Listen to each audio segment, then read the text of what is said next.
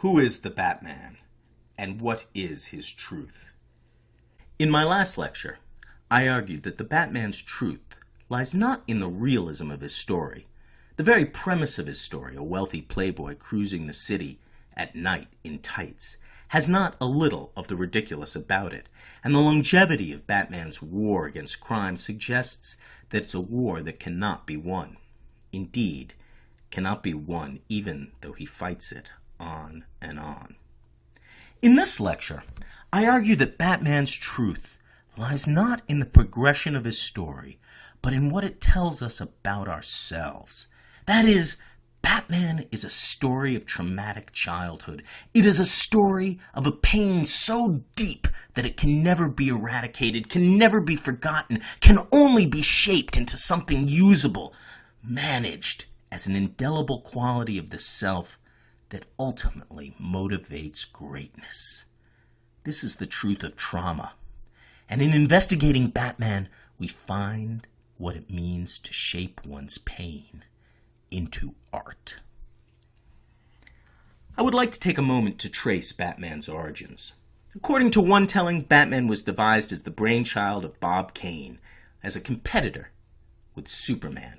However, the prose stories of Pulp Fiction were filled with masked vigilantes well before Batman and Superman, and were serialized in monthly installments with lurid covers of action. For example, the 1930 Detective Story Hour, a radio show hosted by Frank Readick Jr., introduced The Shadow with the tagline, "Who knows what evil lurks in the hearts of men? The weed of crime bears bitter fruit. The Shadow knows." The Shadow was Lamont Cranston, a playboy gifted with the power to cloud men's minds, who donned a black cloak, who deployed gadgets such as suction cups and a utility belt to fight crime. The Shadow was so successful in radio that by 1931 he had his own pulp magazine, The Shadow, a detective magazine. Doc Savage came out in 1933. This story, written by Lester Dent, imagined a brilliant individual, Clark Savage, the man of bronze, who had nearly superhuman strength, a photographic memory, and was a master of science and an expert at deduction. Billed in advertisements as a Superman, he kept an office in Manhattan, but retreated to his Arctic fortress of solitude, just like our own Man of Steel would after him.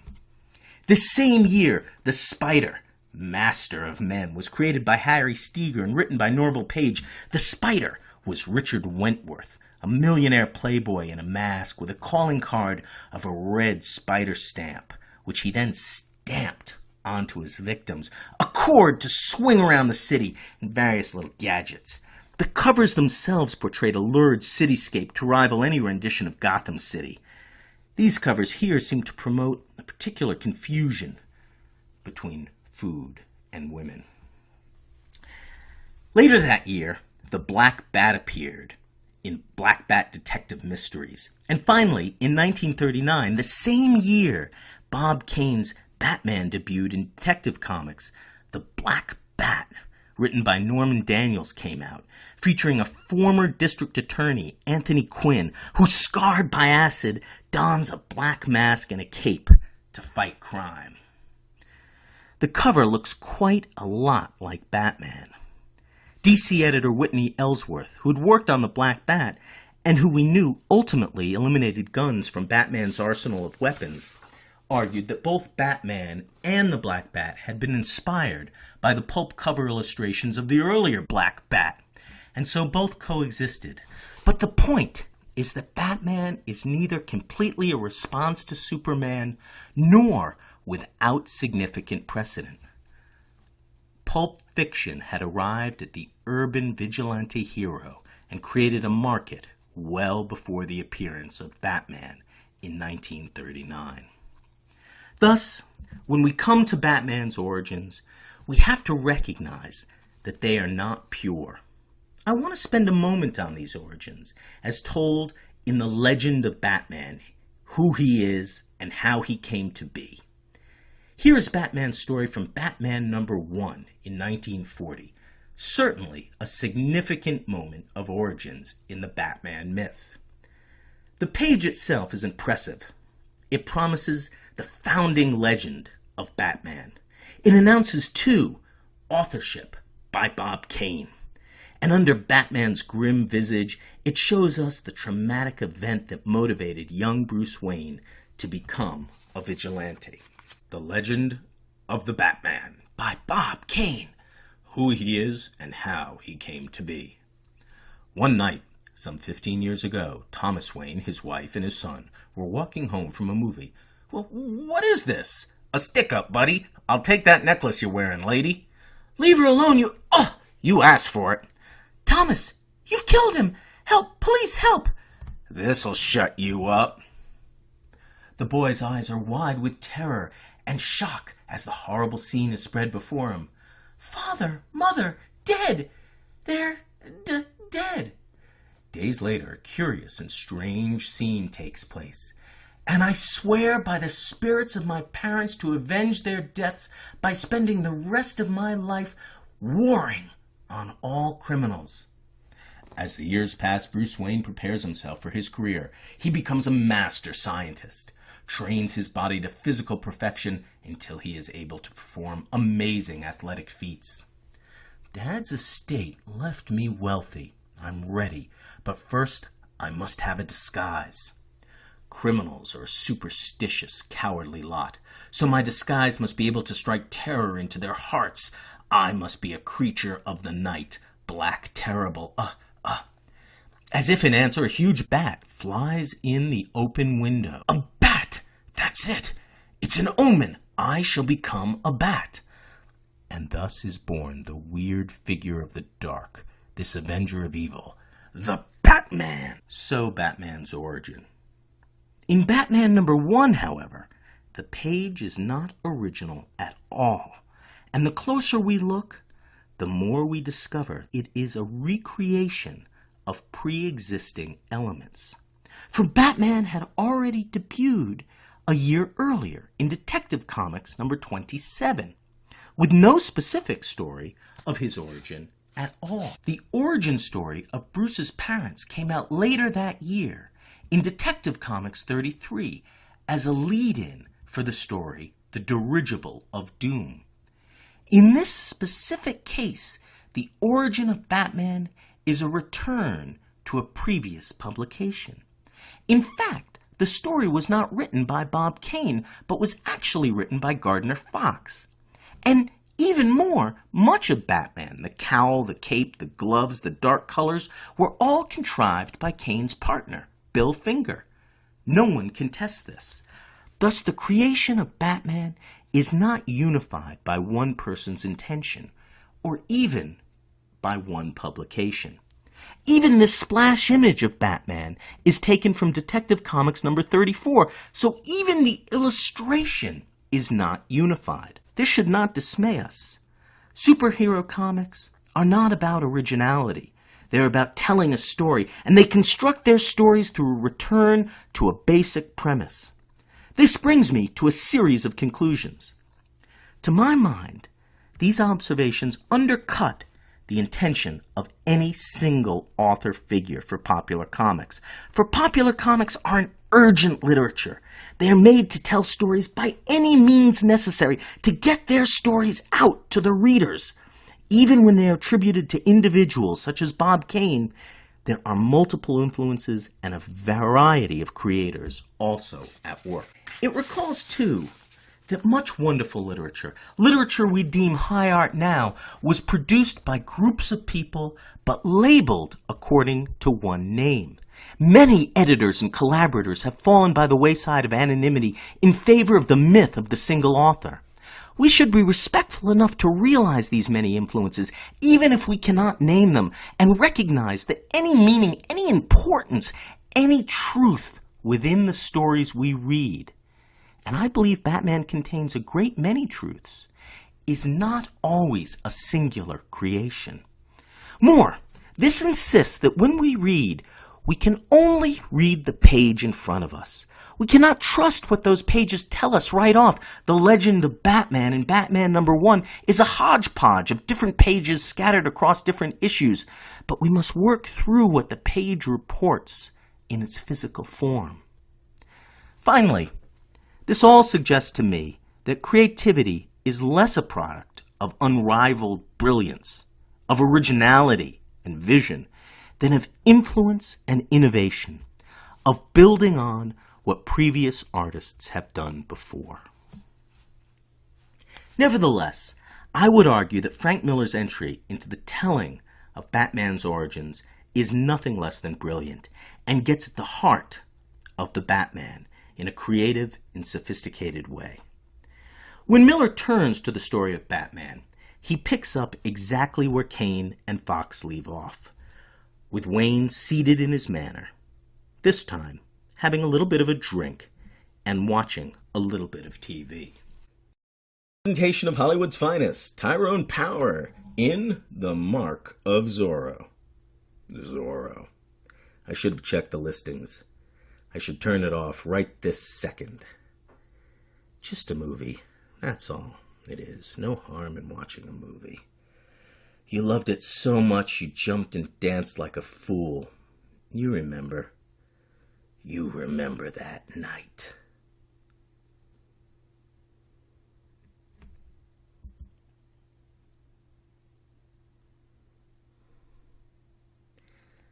Here is decompression on a massive scale. Miller fills the 4x4 grid with images illustrating one fraction of a moment in time, and so that moment expands and explodes to such an extent that even in the silence of the page, the color creates for us the sound of the bullet firing, leaving the chamber. This page is a poem on the way a traumatic moment fills up time. And it continues. Miller cross-cuts between the final seconds of the killing and Wayne's present moment. Children were last seen with two young men who were dressed in the distinctive costume of the mutant gang. Anyone with any information regarding the children is urged to call the crisis hotline. Click 4 killed in a senseless attack on Click. Subway deaths reached an all-time hot Click. Rape and mutilation of Click. Here's Dave with some good news. Dave? Right, Lola. Right as rain. The heat's finally gonna break. But we're in for a whopper of a... Literally, this page illustrates Bruce Wayne's memory of his mother's necklace, a broken string of pearls, while he sits and watches TV. The pearls here become a symbol. A symbol is a trope, meaning a mark or token. A symbol is something used to represent something else on a figurative level. When I say figurative level, I mean that the words and images here point to something beyond the actual thing they illustrate. They figure a second layer of meaning. And thus, on the secondary, figurative level, the pearls here are a symbol of Bruce Wayne's mother's death. But the pearls are silently like his mother in their sense of purity. Thus the pearls symbolize Bruce's mother, but they are also like her. My mother is a pearl, young Bruce might think. This silent analogy is a metaphor, which means in Greek to bear, to carry, to transfer. But pearls bear or carry the memory of his mother. The doubling up of symbol and metaphor create a larger metaphor for pain on this page. The pain of a family shattered, so that we might sum up this figurative level by saying the page shows us for Bruce, the event was like the breaking of a string of pearls. Miller has drawn the pearls so they are visually similar to Bruce Wayne's eyes. They look like his eyes. Thus, on top of describing the event, the pearls suggest a new relationship, that somehow the event was eye-opening, that it presents the possibility of insight, but also the blindness of trauma. It shoves hot needles in my face and tries to make me blind. Miller writes Wayne's voice at the beginning of the story. And this is what we see here. And what is so stunning is that when you look at Bruce's face in Tier 1, Panel 3, or Tier 2, Panel 2, we see that he is witnessing the event right in front of him, as if it is going on in the very present that he sits in that room. Thus, on another figurative level, the pearls show us just how Wayne thinks of his past, that he sees it right in front of him, and that it clouds his vision and fragments his reality, mixing past and present in the moment. So this brings us to the final figurative level at work here, that the TV news is interwoven with his memory. It's another fragmenting event that drives Bruce further and further from an organized reality into something else. So Bruce rises from his seat, not as a collected man, and crashes through his house, smashing the statue of his father. The time has come. You know it in your soul, for I am your soul. You cannot escape me. You are puny, you are small, you are nothing, a hollow shell, a rusty trap that cannot hold me. Smoldering I burn you, burning you I flare, hot and bright and fierce and beautiful. You cannot stop me, not with your wine or vows or the weight of age. You cannot stop me, but still you try, still you run. The page gives us a storm behind Bruce Wayne, as if the windows itself were panels not of glass but of a comic strip. And as we read it, we realize that Miller is using the Bat's voice to talk to Bruce about the creation of persona. So when the Bat flies through those panels, it shatters Wayne's sedentary reality. It shatters the tidy notion of a secret identity kept cleanly separate from civilian psychology. And it also shatters the comic form, moving us toward the Bigfoot reality the comic will create. Bruce Wayne is a man in pain, even though he finally appears calm. His forehead is crossed with a divisive shadow. And though he has clearly composed himself, it is as something different, something bright and fierce and beautiful that his subconscious has created from its pain. Frank Miller's Dark Knight Returns ties together the themes of our course. It is, implicitly, about the loss of the father and about making one's way in a world without parents. It is also about self-discovery and self-creation, about drawing out yourself as a persona, whether that is as a bat or as an autobiographical figure in a comic book. In this book, the self is an artistic self-creation. Finally, it suggests an inescapable world of repetition, a labyrinth of trauma and of stories and of fragmentation that the individual must read and reflect upon. So when, in the final page of the first issue of The Dark Knight Returns, Batman captures Two-Face, we realize, and he realizes as well, that he is just as scarred as Harvey Dent, the villain, Two-Face. Harvey, what are you so mad about, Bats? I've been a sport. You have to admit that. I played along. And you took your joke about as far as it could go. We got the whole world to smile at me. Got them all to keep their lunches down when they saw me, my face, saying I was cured, saying I was fixed. The scars go deep, too deep. Take a look. Have your laugh. I'm fixed all right. At least both sides match. I close my eyes and listen. Not fooled by the sight, I see him. Have your laugh, Batman. Take a look. As he is. Take a look. I see him. I see a reflection, Harvey. A reflection. We are fragments of memory over time. It is only in art that we know ourselves as whole, as bright and fierce and beautiful.